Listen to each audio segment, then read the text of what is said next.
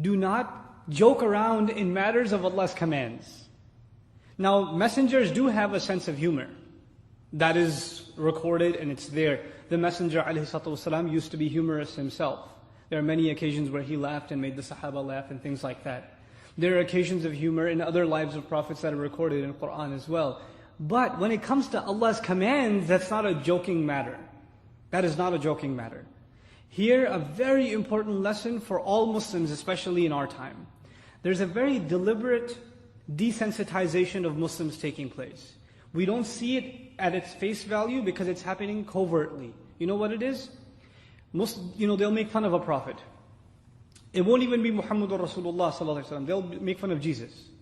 They'll make fun of Musa alayhi salam. They'll make fun of Adam alayhi salam. They'll make fun of these prophets in their cartoons or stand-up comedy or whatever it is. And at the first time you hear it, you'll be like, astaghfirullah, and you'll change the channel.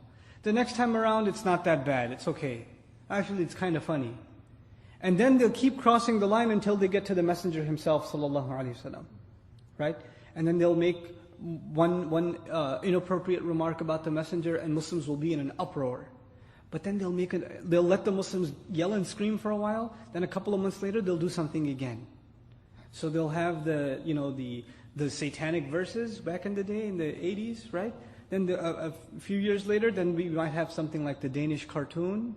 Then a few years later, there's the South Park Bear is going to be there. And there's going to be like every few months, there's going to be something. And then what happens is, the first time you yell and scream, the second time you yell and scream, the third time you get a little tired.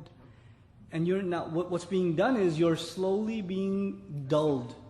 You're being dulled. Your reactions are being dulled out, right? And it's a very measured mechanism by which you can desensitize a nation to the point where they're like, what's the point? And you just become completely desensitized. If you understand that this is the game, then you don't fall into the game.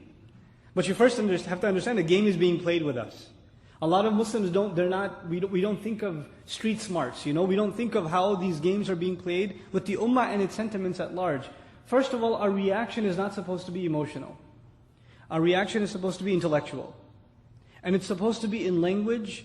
If somebody uses language that hurts you, you have to use language back, civilized language back, but you have to hit them where it hurts. When they hit you where it hurts you, you hit them where it hurts you. Now, to give you an example, though I don't claim to have the solutions, the language of this country is lawsuits. It's spoken better than English, in this country. So when people say something about Allah's Messenger, sallallahu alaihi wasallam, or somebody even messes with you a little bit at your job, you're going for vacation and some coworker says to you, you're going for terror training? Haha, just kidding. Immediately lawsuit, defamation. Immediately. So they know not to mess with us.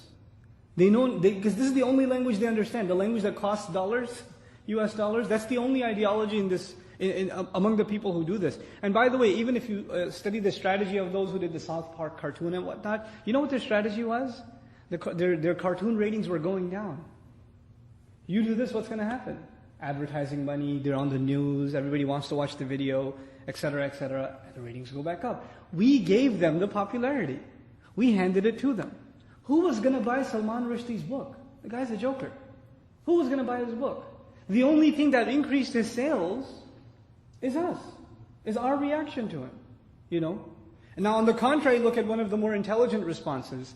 There was attempts in New York City to make a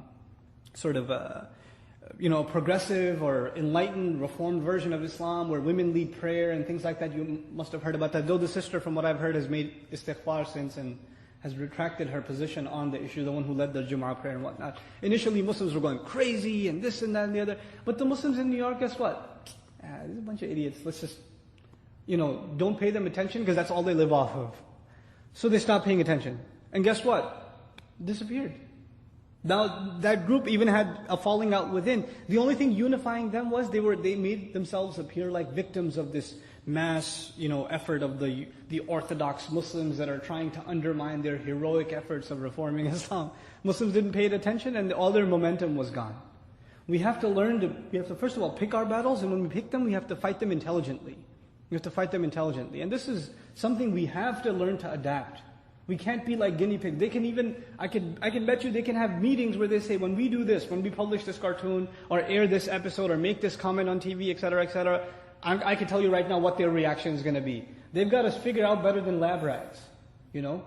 So we have to be a little smarter and understand when these things are happening. Now, the reason I brought all of this up, messengers don't make jokes in regards to commandments.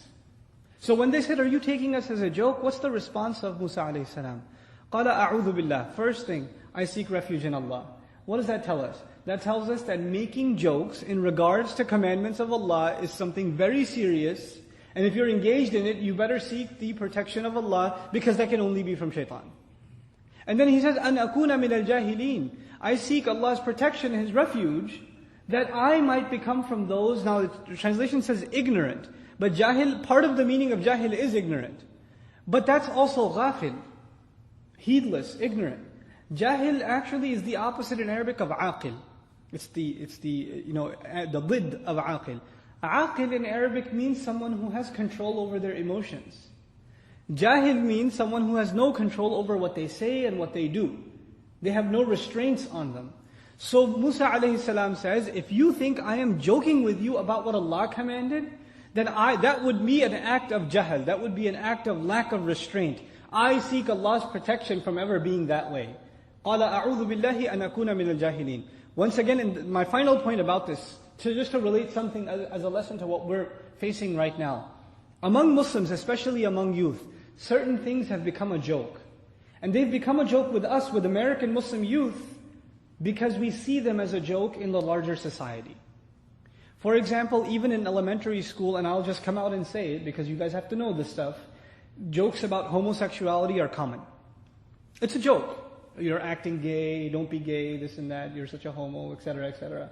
That's what she said. These kinds of jokes that have to do with fornication, adultery, homosexuality. These are common jokes. It's considered small talk. It's not a big deal. Are these serious matters of crimes as far as our deen is concerned? They're very serious. The first line of defense, the first crack, when you stop taking something seriously is when you can joke about it. If you can joke about it, it's an indication you no longer take it that seriously.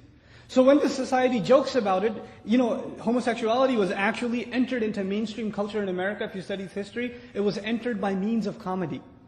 It was entered by that means. First it was something to be laughed at and laughed about, and it was entertaining, and eventually it just became so much so a part of, the culture that it's kind of crazy. A friend of mine was playing basketball the other time in New York City. In Queens, he's playing ball, and somebody called a foul, and the other guy says, "Man, you're being gay." And the guy goes, "What's wrong with that?" And he starts getting angry. This is how crazy it's become, But our children, Muslim children, don't think they're immune from these things. They hear these things all the time. They see them all the time. So when this happens to them, they make jokes about these things that in and of themselves are completely and utterly unacceptable in Islam. And this would be an act of jahl. Because the first thing is to be able to joke about it, and once that line has been crossed, you don't know where it goes eventually. Because now that thought has become common. And these utterances have become common. The things you say a lot are the things you think about a lot. And when you think about something a lot, it influences you. It influences. This is why we have to have very strict sensitivity in regards to what we allow ourselves and our children to say. And especially youth, sometimes even religious youth make these kinds of jokes, not realizing the potential harm they're doing to themselves and the environment around them. Because they say it's harmless, everybody's doing it, everybody has these kinds of jokes, it's not a big deal. Well, it is. So, أَنْ أَكُونَ مِنَ الْجَاهِلِينَ.